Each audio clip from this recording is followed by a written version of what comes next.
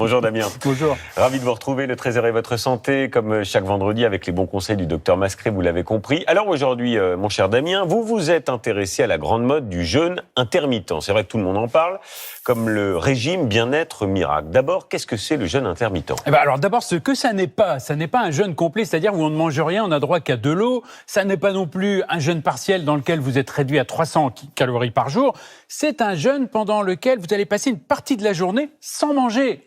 Le plus fréquent, c'est 16 heures. Ça veut dire que, prenons 16 heures sans manger. Par exemple, un petit déjeuner à 7 heures, et ben vous allez attendre jusqu'à 23 heures, comme ça vous aurez passé 16 heures sans manger pour avoir le dîner suivant. Bon, première question qui est évidente, est-ce que c'est bon pour la perte de poids ? Alors malheureusement non, c'est ce qu'ont montré des chercheurs de l'université Johns Hopkins. Ils ont soumis des obèses comme ça à ce régime intermittent. Ils se sont aperçus qu'au bout de 3 mois, ils avaient perdu en moyenne 2,6 kg. Mais l'autre groupe qui n'avait pas fait ça avait perdu 2,3 kg. Vous voyez, 300 grammes en 3 semaines de jeûne intermittent, ça n'est pas très rentable. Mais si par contre, vous mangez moins, en faisant moins calorique, en faisant ce régime intermittent, là, oui, vous pouvez perdre quelques kilos. Oui, car ça s'accompagne d'aliments moins caloriques, des menus bien précis, avec plutôt des légumes, du poisson frais, des fruits, des céréales et bien d'autres choses.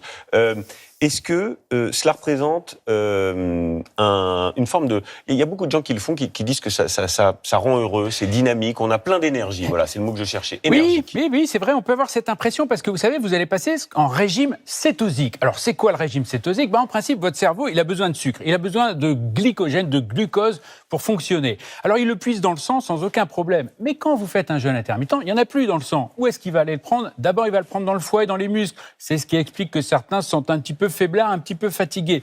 Mais ensuite, il le prend, et c'est le but, dans les tissus adipeux, la graisse. Et en faisant ça, il va fabriquer des corps cétogènes. Et c'est ça qui va stimuler votre cerveau et vous donner cette impression. Un risque pour la santé, il y en a un ou pas ? Il y en a un, oui. C'est vrai qu'on pensait que c'était bon pour le système cardiovasculaire. Et puis là, il y a quelques mois, patatras, on s'aperçoit à un congrès américain sur 20 000 personnes suivies pendant 7 ans que ceux qui pratiquaient le jeûne intermittent avaient malheureusement un risque de décès cardiovasculaire multiplié par 2. Donc prudence, on va attendre la publication, mais prudence. Y a-t-il des gens, dernière question Damien, pour qui c'est totalement proscrit ? Ah oui, alors absolument, les femmes enceintes, les femmes allaitantes, pas de jeûne, ça c'est sûr.